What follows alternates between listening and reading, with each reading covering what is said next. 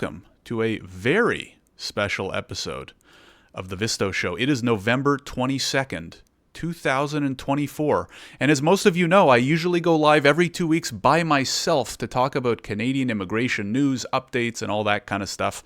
But today we are doing a very special episode, as you noticed in my earlier post.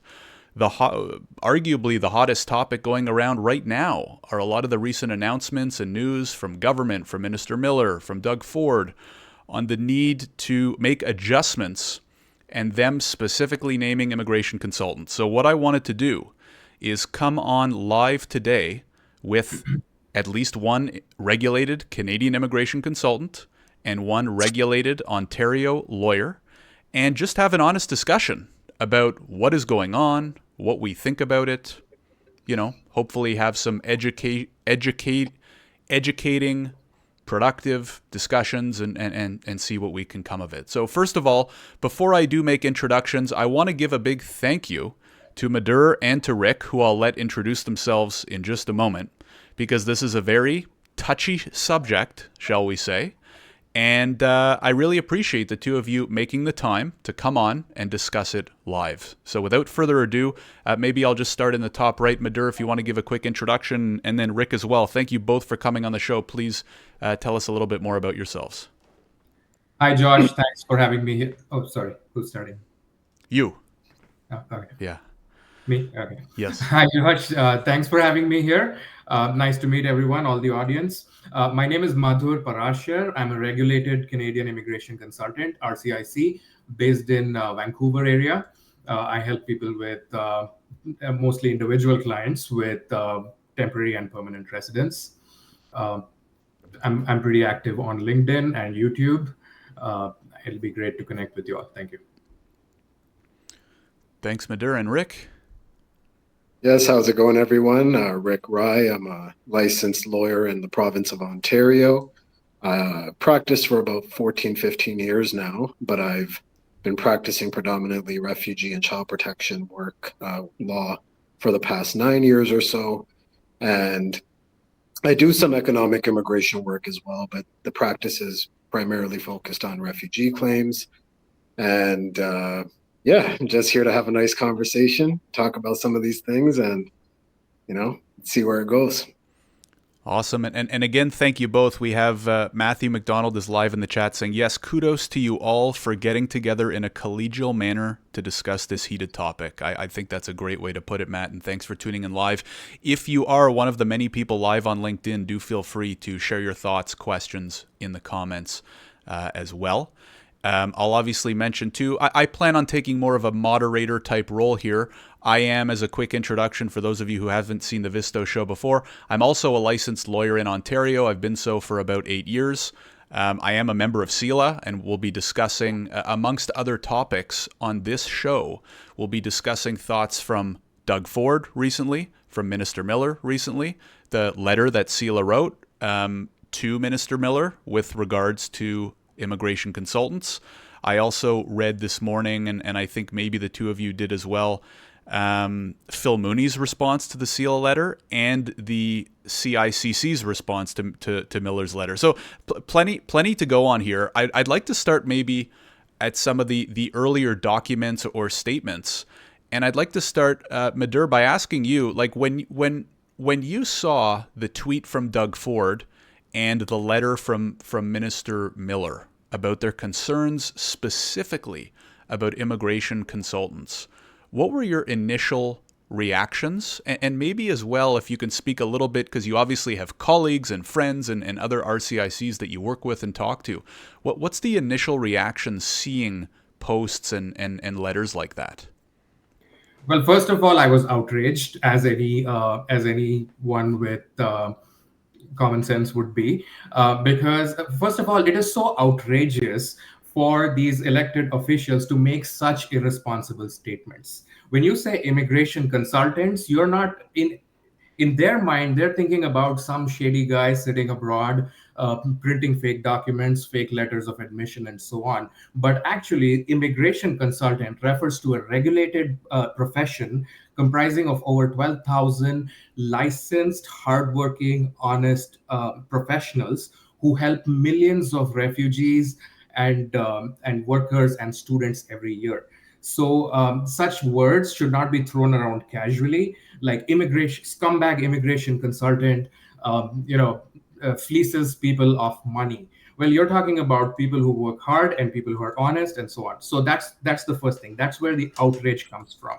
And these are not people that are just on lay people on the street just banding words casually. These are elected officials whose words go out to millions of people. Millions of people form their opinions based on these words, and they have real life consequences. Like there are immigration consultants who have received threats because of these threats of violence and safety because of such careless words. So it is far beneath an elected official and the dignity of the office to make such statements. So that is for one.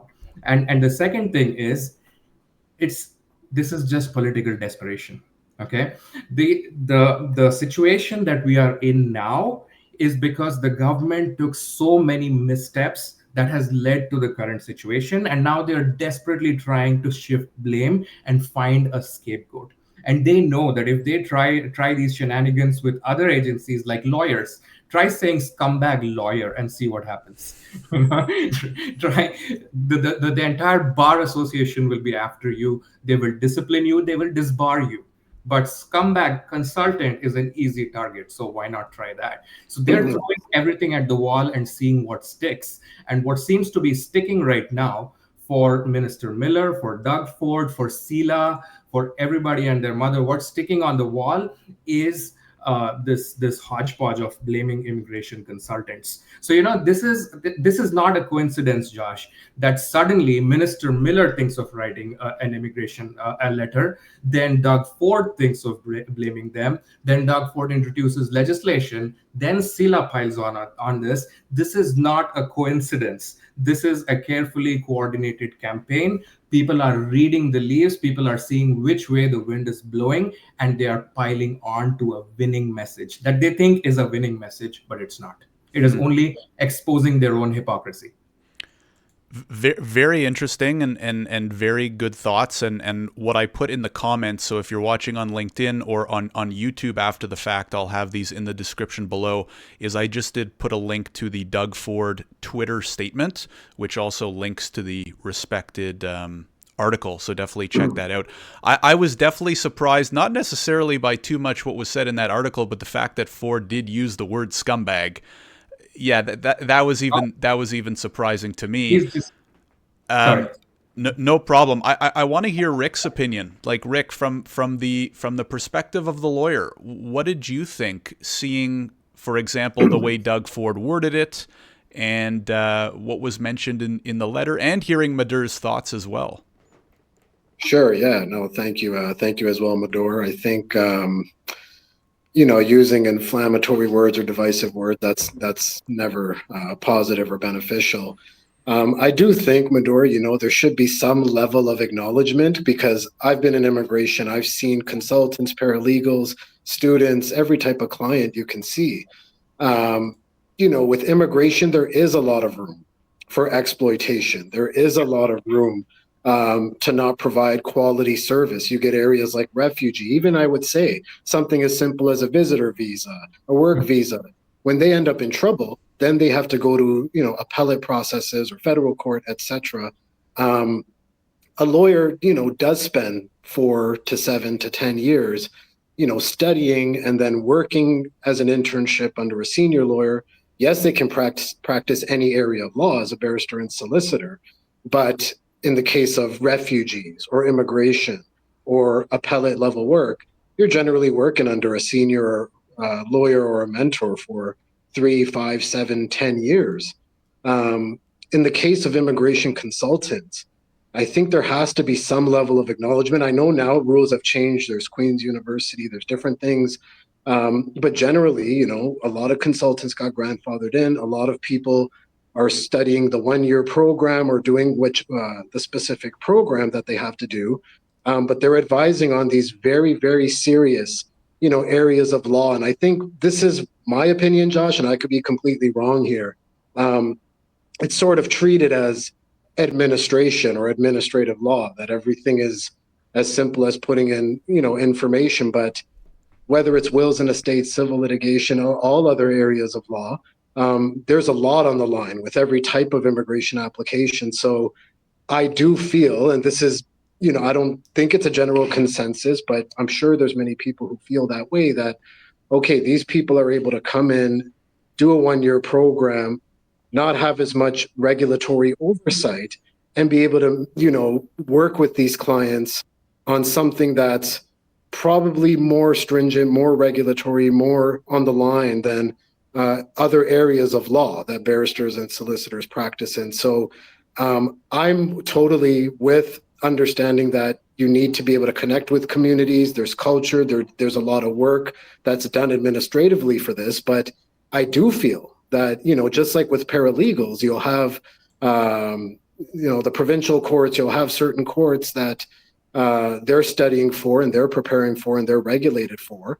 There should be that higher level of regulation and oversight applied to all immigration professionals. And I will say this, even as a lawyer, you can't just jump in and start doing refugee claims, or if you want to do legal aid claims, all of these things have stringent conditions, entry requirements, oversight and supervision requirements.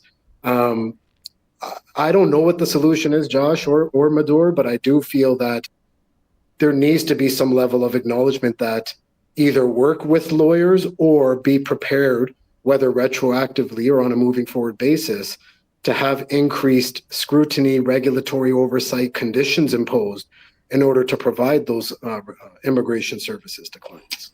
Okay. So, Josh, can I respond? I don't think I have a choice but to just let you jump in. Yeah. Okay. So, Rick agreed that there should be more regulatory scrutiny. Okay. There exists a regulatory body which has been lacking. Let's use a mild word. It has been lacking, and our regulator should definitely be made more strong, more proactive. So that part I agree. The part that is being pushed, there is an agenda that is being pushed by SILA and by some other organizations, is that the profession of regulated consultants should be brought under the supervision of lawyers. Now that's okay. That's way out there. Okay. Now, I mean, let's for a moment ignore the most glaring aspect of it, the financial self-interest that SILA is promoting by proposing this idea. I mean, it's a straight line. Bring all the consultants under us. Okay, sure. And it's for the public good. Okay, got it. So that's one thing. Leave that aside. I also want to dispute your other point about how that the lawyers are like so much better trained than consultants or something to that effect. First of all, Josh, correct me if I'm wrong. To become an immigration lawyer, what is the minimum amount of immigration training that you need to take? It's a rhetorical question. The answer is 0. You can go through 5 years of law school studying criminal law and civil law and IP law. You can jump into law practice corporate law for 10 years, and then one day wake up and say, you know what, I want to be an immigration lawyer today.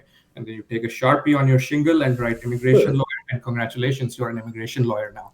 So, I mean, whereas now contrast that with immigration consultants, you have to have an undergraduate degree. You have to go through a 1-year rigorous program exclusively in immigration law. Then you have to take an immigration law exam, entry to practice, and then you have to have ongoing licensure, CPDs, and all. So, I mean, if we are comparing apples to apples, who has more training in immigration law, then I'm afraid the answer is quite clear based on the facts. Yes, that does not mean, I am not implying that immigration lawyers are out there without training. But if we're comparing facts, then there is a very weak case that immigration lawyers are somehow better trained. Should there be an apprenticeship program for newbie immigration consultants to kind of to get their bearings under a senior immigration consultant or under a senior lawyer or something, an apprenticeship period, so to speak? Sure, I can get behind that idea. But this blanket thought that is out there that somehow lawyers are way better trained to handle things is not supported by facts. And then to use that as an excuse to then make a case for immigration consultant professions to be swallowed and absorbed under the immigration law practice is just it's a pretty wacky idea, and that is not even considering the conflict of interest and the financial greed that is embedded in that idea. Could I just make one point there? And no, thank you as well, Madhur. And I'm gonna, say here that there's bad actors everywhere. So this isn't a consultant thing, a lawyer thing, an employer thing. Who knows higher up what kind of corruption exists across the board. But you're gonna have bad apples everywhere. But I do think that there's a benefit to collaboration, because even just in everyday practice, who's setting the precedents, who's creating, if we're talking about what's governing the profession or what's governing the day-to-day, it's the precedents that are set. It's the judge's decision. These are in federal court and Supreme Court of Canada. So and I think this is where the discussion needs to go a bit. There's administrative functions, and then I can look at something like a personal injury matter, right? You'll have accident benefit claims, you have things that have to be done. There's even intricate work that has to be done for a file, but then you'll have a litigation component, and then you'll have the lawyer that has to represent the client. I don't know the truth here, Madhur, because I personally, and Josh knows this, I'm not a political guy. I don't get even involved in the politics of all of this. But, I don't think there needs to be offense taken. Like, of course, immigration consultants, you can say, oh, the lawyers are jealous. We're making all this money. We're able to do all this work, and they wish they could take all the immigration and do all that. But you know what? At the same time, Madhur, when there is all that money and there is all that work, the stakes are a lot higher. So there has to be a balancing act between how we, respect the profession, respect, society and what people trust and don't trust, but also valuing the consultant and being able to make sure. But it's not to undermine, it's not to demean, it's not just about money. It becomes a combination of all those things when you're dealing with something as important as immigration. Right. So in that case, like talking about collaboration, now what has actually happened on the ground is that CILA has taken a position that is very adversarial. They're playing a zero-sum game. For the way you could read that letter, and in the language of the letter, it's pretty clear that their position is that every dollar that goes to an immigration consultant is a dollar less for us. Now, that is an extremely adversarial and unfortunate approach that they have taken. And many immigration consultants, senior people, regulators have approached the Bar Association. They have approached CILA and said, look, your interests and our interests are aligned. We all want to get rid of the ghost consultants. We all want to prosecute the scammers. We share the same interests and we share the same enemies. So how about we collaborate? But it's hard to negotiate with a party that it's hard to negotiate with a party when that party thinks that you shouldn't exist. Okay, so as long as CILA and the Bar Association take the position that immigration consultants are fake scumbags and scoundrels who should not exist and who should only function as their minions, as there is no ground for negotiation. I mean, I was talking to Josh earlier. Think about all the global conflicts today, Israel and Hamas, and then Ukraine and Russia. The reason they're not able to negotiate is because one party thinks the other should not exist. There is no middle ground to be found in such situations. We are more than glad to have those discussions to say, hey, Bar Association, lawyers, Immigration Association, let's figure this out. Let's cooperate. We have the same interest. But, it's just so hard to get through to them when their attitude is that you should not exist. Therefore, you are beneath me and I will not talk to you. I just want to share a funny story, Josh, if I may, if you don't mind. It's a story from World War II. Okay, so Japan had deployed some companies of soldiers on some remote islands in the Philippines, and they were fighting for a long time. And then the war was over, but they did not know it. Like Japan had surrendered, the peace treaty had happened, but these soldiers did not believe it. They said, oh, that's enemy propaganda. And every day they would pick up their weapons and they would go to war and they would fight the enemy. They didn't know the war was over. So it's I mean, it's kind of, I mean, you see where I'm going with this. That's the position of Sila right now. The war is over. The case is settled. IRPA defines that immigration consultants exist.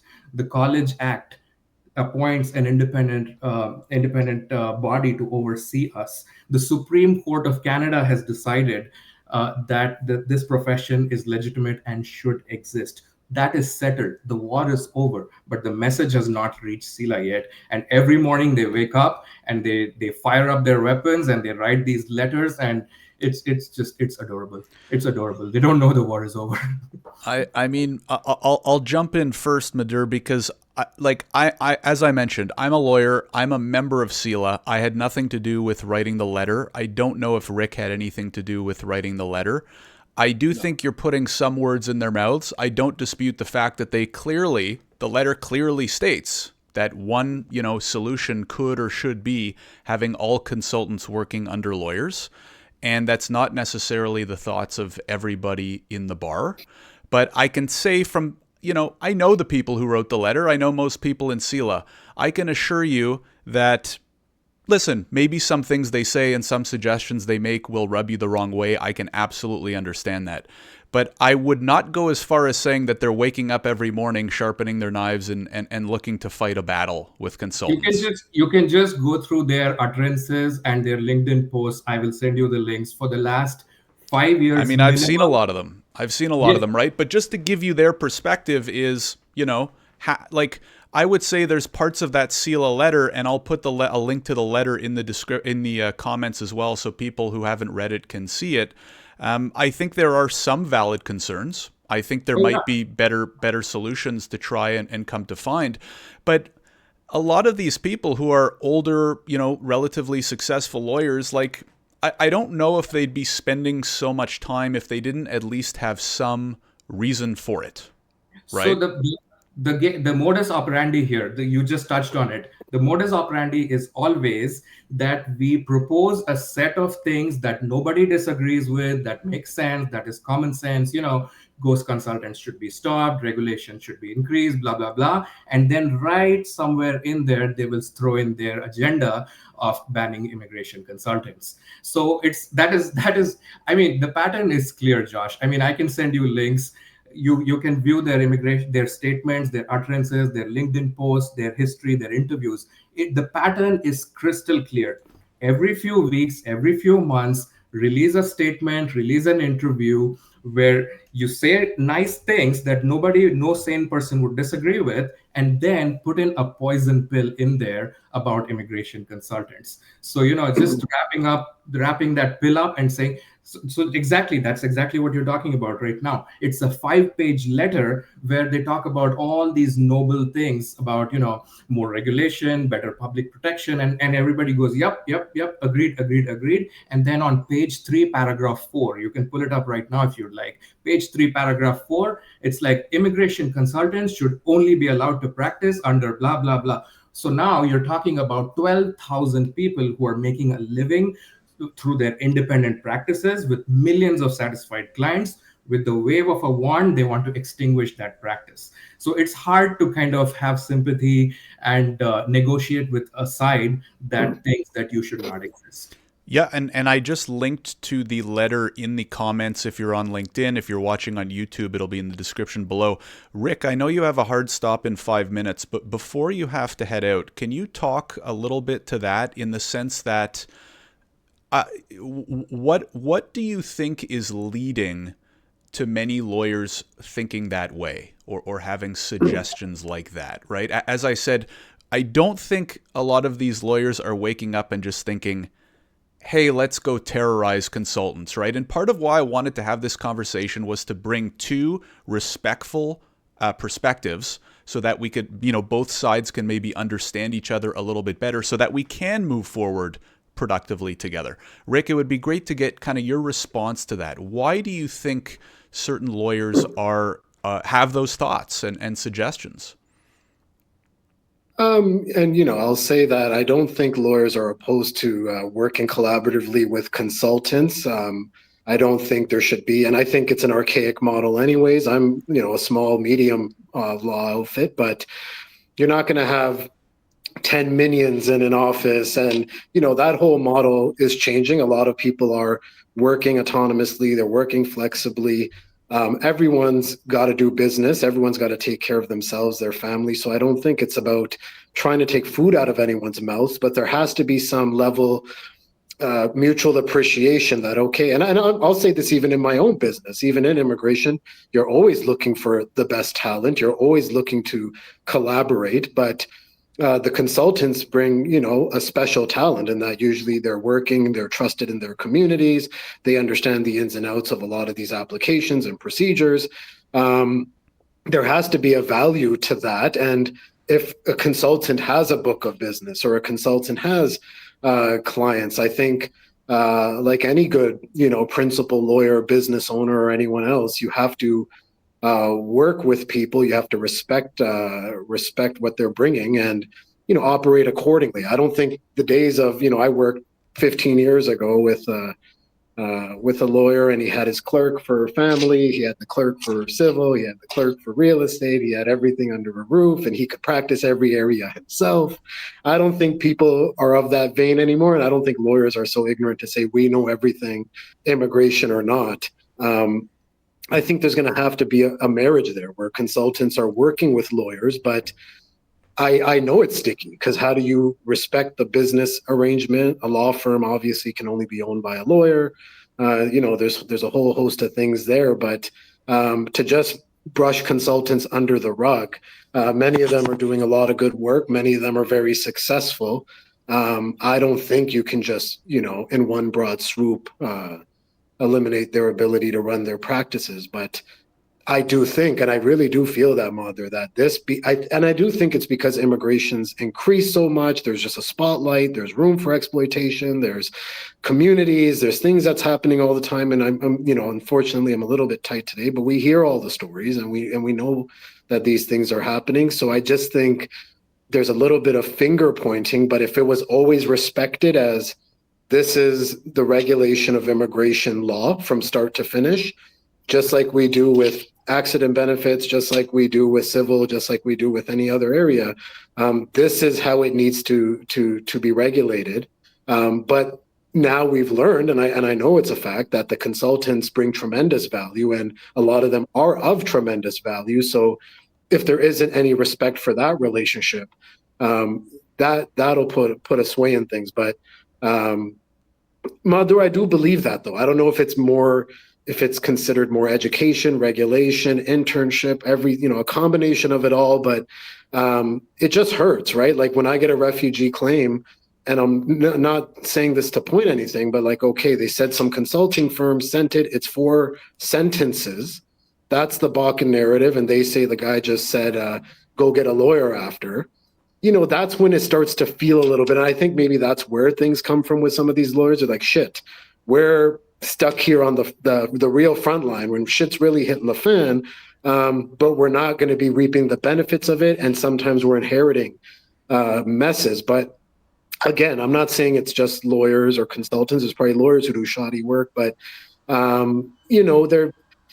it's a respect for the work that's being done, but it has to be done in a way that doesn't undermine the role and value of the consultants. And for me personally, if I'm just going to talk my own business or anything else, Josh, I would love to just have top level collaborations with good consultants who are working in their communities and doing their work. That's the perfect immigration business model. But I don't know where things went astray here, but we have to start to get not realistic, but we have to be appreciative of what both entities are bringing to the table. And it does need to be a mutual collaboration. But again, I guess that's where CELA's coming from. Then it falls under, okay, it's like a state litigation. It's like anything. It's a lawyer on the style of cause, and you have the professionals that work under you, whether that's going to be a paralegal, whether that's going to be an immigration consultant.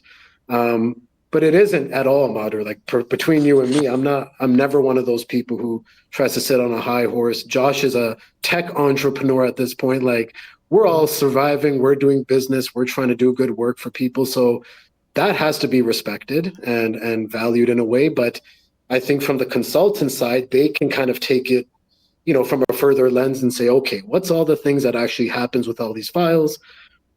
Maybe it makes sense for us to be collaborating with law firms to provide that service. But any good business person, any good law firm owner, anybody else, they know the value someone's going to be bringing, and there should never be any, undermining of value or trying to collect all the money.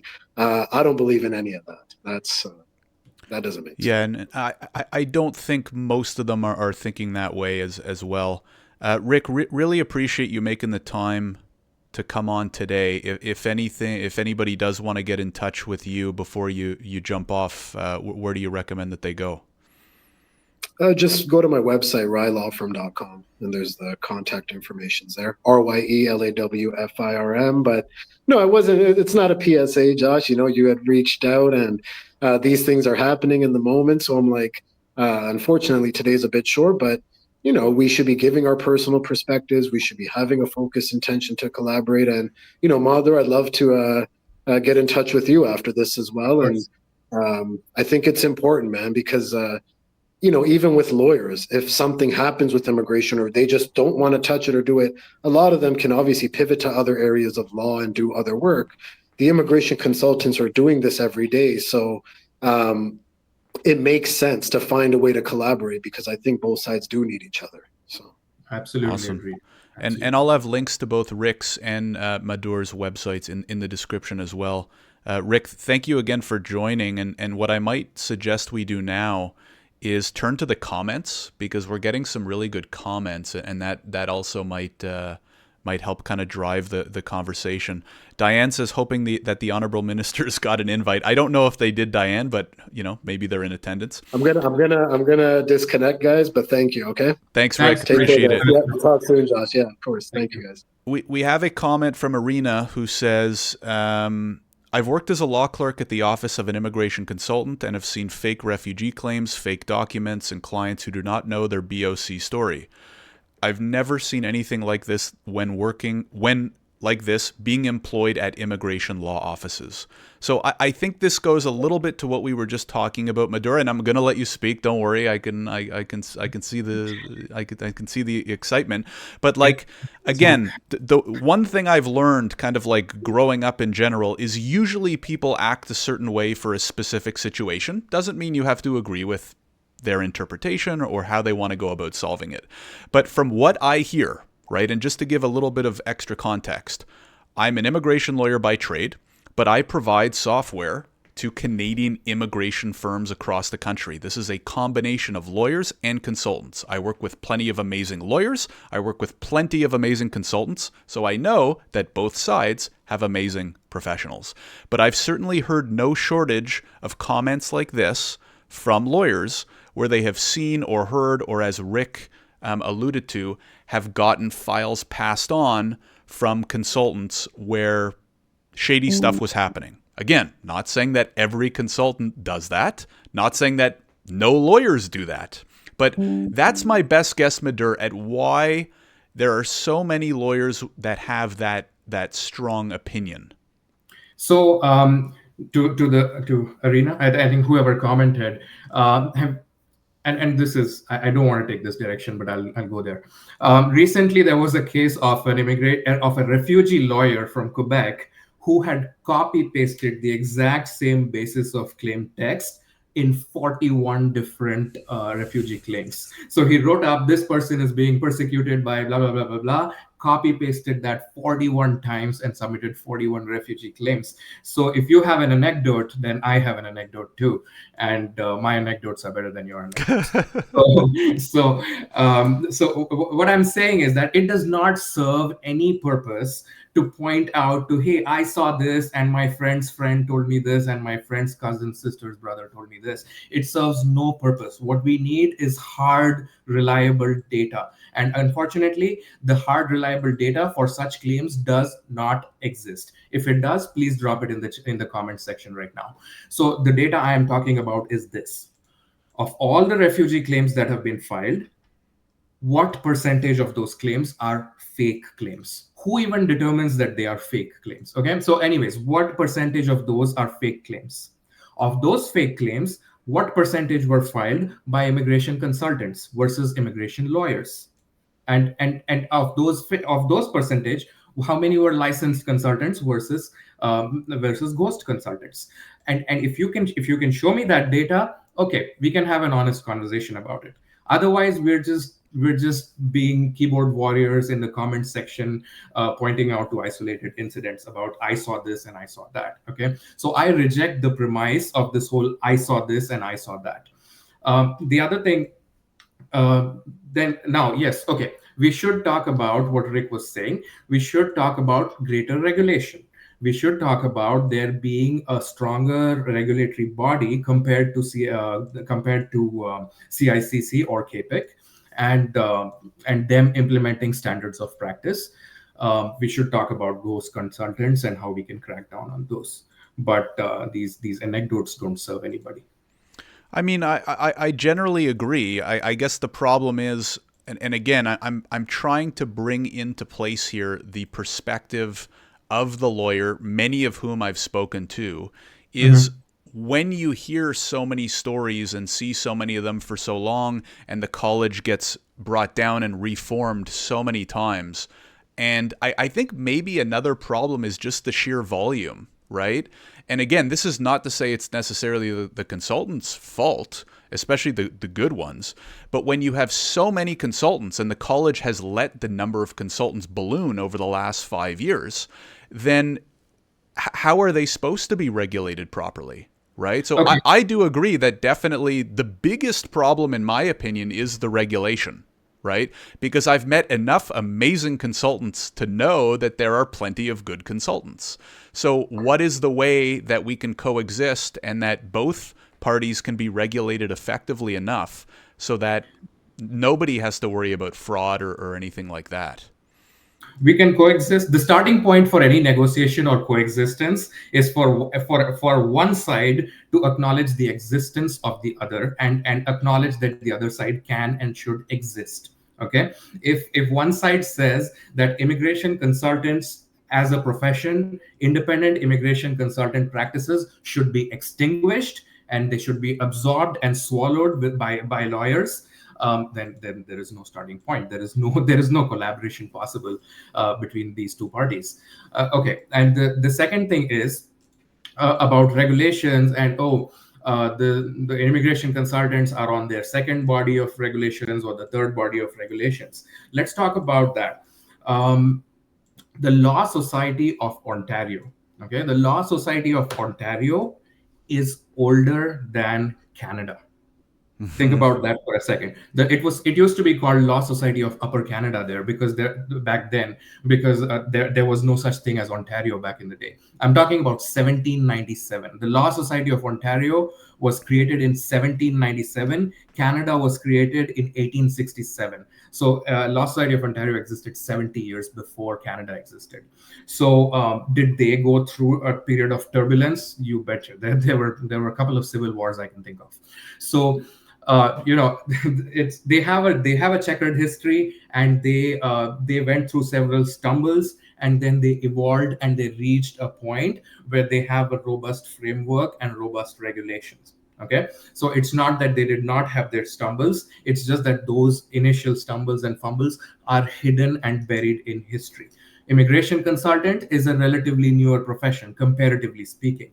So if we are in our early stages and we are going through a period of turbulence, that needs to be acknowledged as a period of maturity, where we are approaching a stage where we will have robust frameworks in the near future. And the way to accelerate us getting to that future is to collaborate, is to suggest what frameworks can be implemented, rather than suggesting ways to extinguish the profession and looking to make a quick buck in the process. So what do we think are some good improvements? Because you mentioned earlier the idea of kind of internship. And I think that might be the best, because going back to when we talked about training, part of becoming a lawyer in Ontario is a 10-month articling process where you basically have to intern under a practicing lawyer. What are your thoughts on maybe tacking on, because I think the program at Queen's is what, 1 year? And maybe if there was something similar where upon graduation or passing the exam, the consultant would first have to do something like a 10-month articling role underneath a regulated immigration consultant, and that would be part of like the regulation before, being granted the full title and the full ability to go start their own practice. That's something that exists in a certain form already. So currently, after graduation, it's not like after graduation, here's your diploma, this thing here, here's your diploma, now go have a good time. There is ongoing educational requirements and CPDs and continuing education that we need to take, just like lawyers do. And many of those CPDs are offered by lawyers. I have myself enrolled in CPDs offered by lawyers. And then there is a mentorship program that is built in for immigration consultants. We do have to undergo mentorship and training under senior immigration consultants. So it is there. Can it be enhanced? Can it be strengthened and expanded? Sure. It would have helped me for sure. When I was starting out, it would have been greatly helpful if I was not sitting in an isolated office. But if I had the blessing of a senior person who could guide me, it would have helped me ramp up much faster. And I'm more than happy when I become very senior to help newbies ramp up faster. It will serve the entire profession well. So I can definitely get behind that, but I also want to point out that some version of that currently exists. Got it. I want to keep going because we've got a lot of really good comments that I would love to help kind of drive this conversation. Diane says, Madhur, you rock. Immigration lawyers are trained in every aspect of the law without specialty training that we have to undergo, as well as IRB certification, specialized towards refugee practice. Thank you for making this point. So Diane, thank you for the comment. I think Madhur appreciates that. One thing I do want to say on the side of lawyers is that is absolutely a valid point in the sense that you're undergoing a year of specific immigration training. What I will say is, on average, I find that the training that lawyers do have to go through certainly doesn't put us at any disadvantage in the sense that, and again, because I speak to many new lawyers and also many new consultants, but the process on our end, just to clarify, because you did point out the process that consultants do have to go through as well.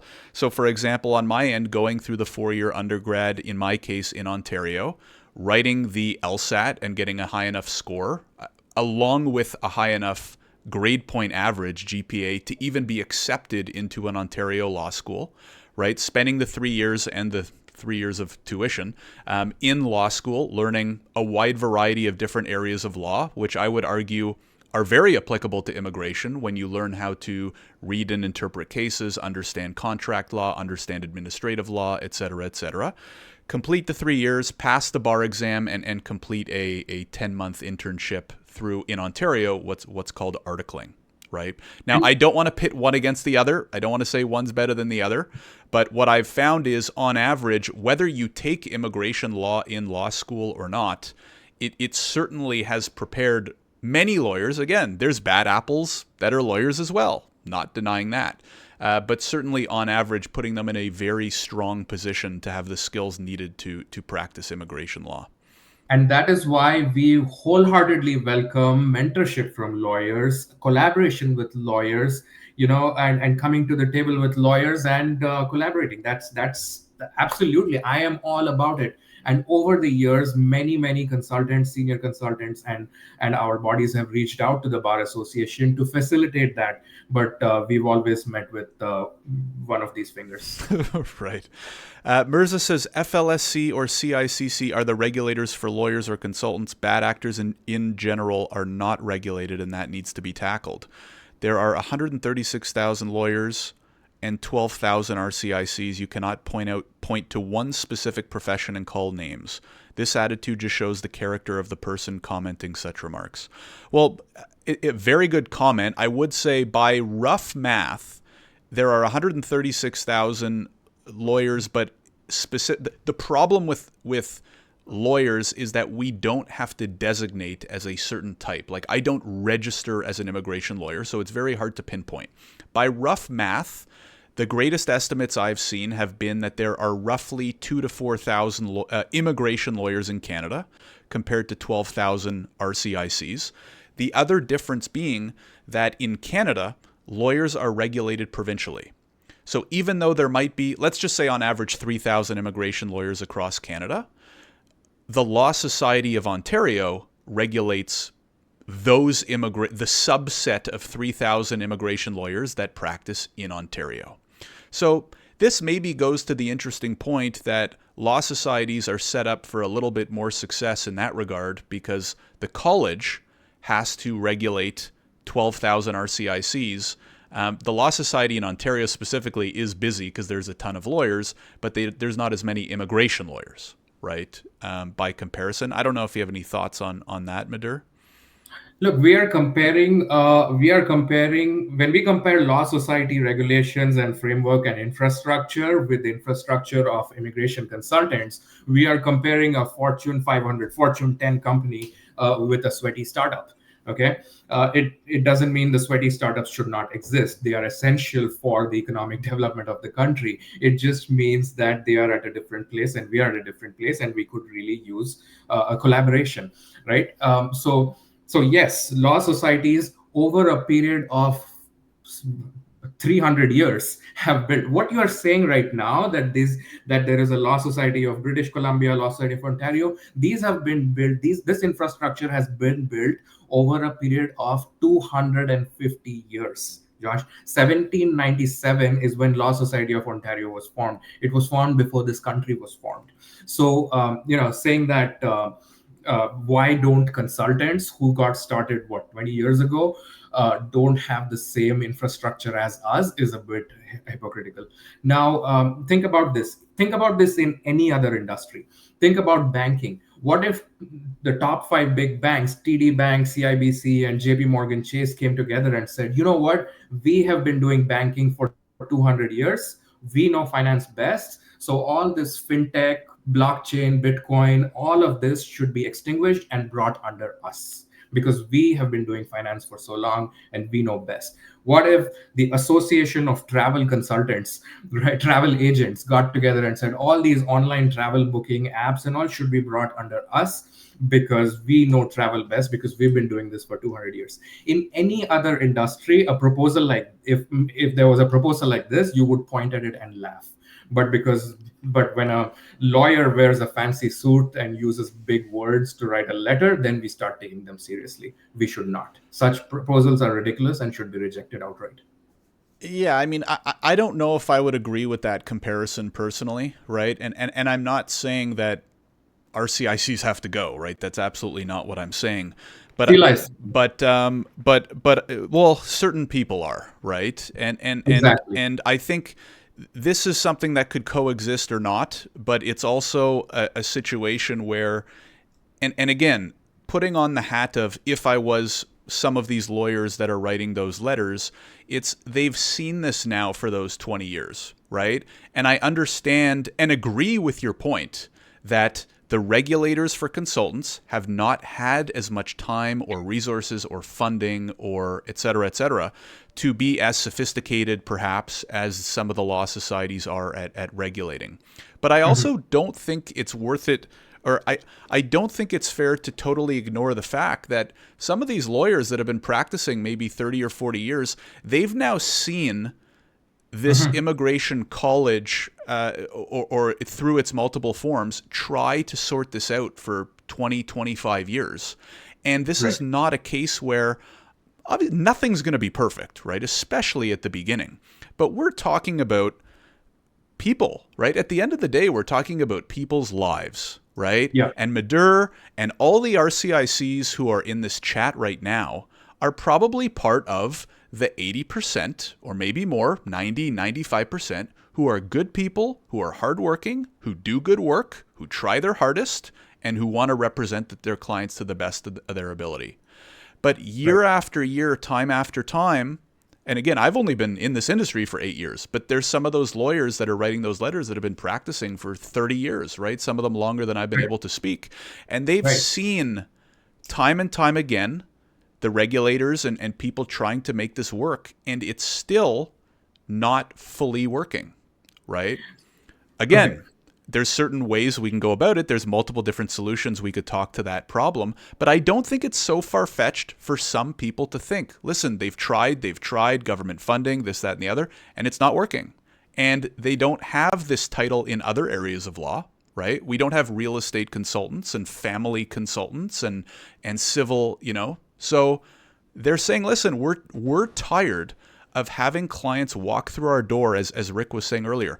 Clients walk through our door, they've already spent thousands of dollars, and for one reason or another, bad quality of work, et cetera, now we have to come clean up the mess. Again, just to put certain other people's perspectives out in the open, hopefully. Okay, so you made several different points. I'll try to tackle them one by one. First of all, it is not unprecedented that there is no other profession where such a thing happens.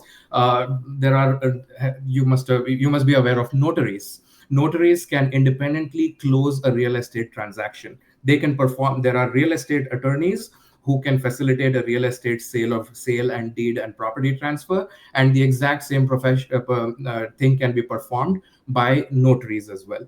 So it is not unprecedented, so it is not unprecedented that there exists a subset of professionals who can execute certain functionalities.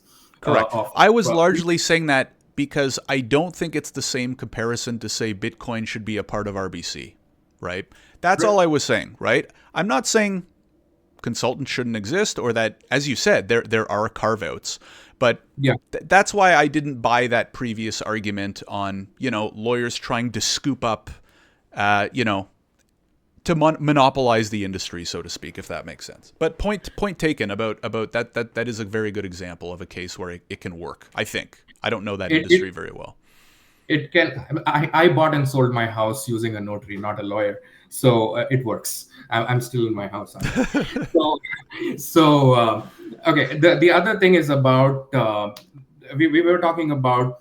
Okay, there have been several different versions of the college, and there were consultants licensed under the old college, and now they've been grandfathered. They should not have been. Okay, I keep going back to this topic. The Law Society of Ontario was formed in 1797. In the 250 years of their existence, there have been several regulatory changes and updates, and they have grandfathered their lawyers through every step of the way.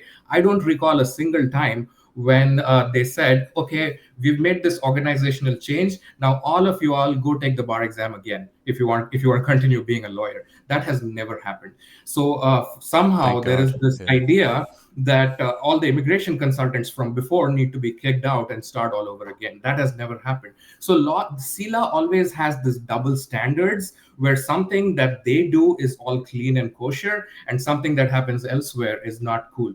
I'll give you another example. They're talking about immigration consultants who are based outside of Canada should not be allowed to operate. They should be banned because they are located outside our jurisdiction. Do you know that Canadian lawyers can operate outside Canada? If you browse through LinkedIn, there are hundreds, thousands of top lawyers who proudly written on their profile, Canadian immigration lawyer operating from the US. I can think of 5 names right now. So, and even people who are not Canadian citizens and PRs can take the bar exam, take the NCA exams, and become Canadian lawyers, and then go back to their home countries and practice law. So that's all well and good for CILA, but immigration consultants should not be allowed to practice outside. So what's good for the goose is good for the gander. So there's a lot of hypocrisy in, when we do it, it's cool. When you do it, it's bad. In that CILA letter, look at page 4. They're talking about administrative penalties should be applicable to immigration consultants, but not to law society members. I mean, this is the kind of logic. I'm shocked that lawyers who are trained in the practice of law and logic are making such arguments. I mean, a 6-year-old can pick through the logic of such statements. It's patently absurd. About grandfathering. Yeah, I think that's. Have I addressed all the questions? I just went. I think so, and I have to go in 5 minutes. I want to maybe try to get to one more comment because, like I said, we're getting some great comments and questions. Mirza says, any individual opinion should not affect the whole profession. In today's news, Randy is said to have misrepresented his identity as indigenous. Does that mean all politicians represent? So I think that's good on both sides. I mean, lots of anecdotes and stuff like that. Claudia says, there are bad apples everywhere, but they are not the majority. It's uncalled for to demean consultants collectively. All Canadian immigration lawyers were not considered scumbags when the following article revealed a bad apple lawyer and his questionable refugee cases. Gurpreet says, I think both the truths need to be acknowledged to start a healthy and beneficial discussion. I agree with that, and I like to think that we have. So maybe I'm not going to be able to get to all these comments. There's way too many of them, which is fantastic. So I first, your comments. Yeah, I Email mean, what we'll do is maybe Madhur and I will agree to, after this session, we will. I know I will this afternoon go through the comments and leave some responses and stuff like that. What I'd like to do at the end, Madhur, is because really the reason why I did this, the reason I set out to do this is because there are, it's a very heated topic. And as you've kind of explained too, it's become a little bit adversarial for a wide variety of reasons. And I think one of the ways that both sides can start to understand each other, so we can work towards a more collaborative approach, and also because both, I don't want to call it sides, immigration lawyers and consultants were all part of the same immigration industry. It's been crazy in the last year, so many changes. We have enough struggles just keeping up with the news and helping our clients and practicing well, right? We don't want this added stress. What would you recommend? Any closing thoughts or recommendations on how we can kind of move this conversation forward in a more positive way? So first of all, the first thing is to recognize that the leadership of any organization does not necessarily reflect the character of its members. United States, I lived in US for 13 years. Amazing people, best people I've met in the country. United States people, amazing people. They elected Trump. Okay, does Trump reflect? Right? Are all Americans of the same character as Trump? I don't think so. Right? So the leadership does not reflect the people. Sila has amazing lawyers, very knowledgeable people. The leadership, okay, So I would not blame the actions of the leadership on all Sila members. Okay, in the same way, immigration consultants should not be painted in a bad light because of a few people, because two can play that game, right? The second thing I would say, it is the oldest trick in the book for people who want to grab power and money and influence to say something to the effect of, the system is a mess, it is broken, I have all the knowledge, so give me power and I will fix it. I will usher in the utopia in one fell swoop, and after that there will be no fraud, and everything will be so nice and good. This is the oldest playbook. This has been used by petty bureaucrats and communist dictators alike. And I'm not talking about ancient history here. Just a few years ago, Trump stood on a stage and said, the system is completely broken. Nobody knows the system better than me, and that is why I alone can fix it. Okay, so this playbook, we should reject it in politics, in elections, and with immigration and Sila. This whole give me power and I will fix it, and only I alone can fix it. This is a statement born out of arrogance and hubris, and not to mention greed. And so we should reject this. How can we take a path forward? The leadership of lawyers and the leadership of immigration consultants should collaborate with mutual respect, come up with a proper regulatory framework. We should learn from each other, have more mentorship, have more training, set higher standards, and hold our respective members to those standards. That is the path forward. I agree, and I appreciate it. The only last thing I'll mention to your comment is I'm a member of SELA. I'm a lawyer in good standing. I agree with you in the sense that just because I'm a member of SELA doesn't necessarily mean I agree with every word written in every statement by SELA. But if you do want to accomplish your goal, I would just suggest that you can't go to the table with that mentality, right? Because if you try to go to the table with the mentality that the leadership of Sila are money hungry, trying to take the whole industry for themselves, the conversation isn't going to go very well. You can take everything I say with a grain of salt, but I know the leadership. I understand why you're coming at it with a perspective like that, but I don't see those people that way. And they shouldn't come to the table with the perspective that all immigrations are crooks and they should be extinguished. I would just say maybe my note to end on then is that both parties need to take an extra few breaths and have a little bit more of an open mind. But yeah, I mean the lead, especially the more senior leadership of Sila, they don't need an extra few bucks, Madhur, right? Like a lot of them who've been practicing for a while, like they're okay. I don't think they're waking up. With the nuclear winter of Canadian immigration is coming. Everybody is getting desperate for revenue. Lots of immigration lawyers and consultants will not be in business anymore, and everybody is desperate for revenue right now. They may personally have a lot of them are retired, but again, the age of some of the senior leadership, they might retire in a few years, and they have the money to retire, right? I can't wait. I can't wait for them to retire. But believe me, I mean, dinosaurs, we will dig them out and burn them for fuel someday. I'm just saying, in order for us to come to the table together and for those eventual discussions to be productive, try to, and lawyers as well have to have this open mind too. And this is why I'm happy to have this discussion and hear a lot of the very insightful things that you shared, is to understand the other side a little bit better. And for whatever it's worth, you don't have to worry about Sila leadership waking up and scheming how to make more money. In my opinion, from what I'm seeing and what I'm hearing, take it with a grain of salt. But hopefully, and knowing your perspective and our perspective, this can help all of us, have hopefully more conversations in the future. So anyways, I want to once again, Madhur, give you a big thank you, because this has been fantastic. Maybe some folks in the chat can let us know. I really apologize. We had a bunch of people tune in live and they had great comments, and I'm going to try to get to them this afternoon. Unfortunately, I couldn't get to all of them, but really appreciate the people who showed up. Really appreciate Madhur and Rick previously for coming on the show, because not too many people were comfortable to come on and talk about this live with very little preparation, but hopefully with the goal that we can all move together in a little bit more of a productive and collaborative route. Madhur, any last words, or if people are looking to get in touch?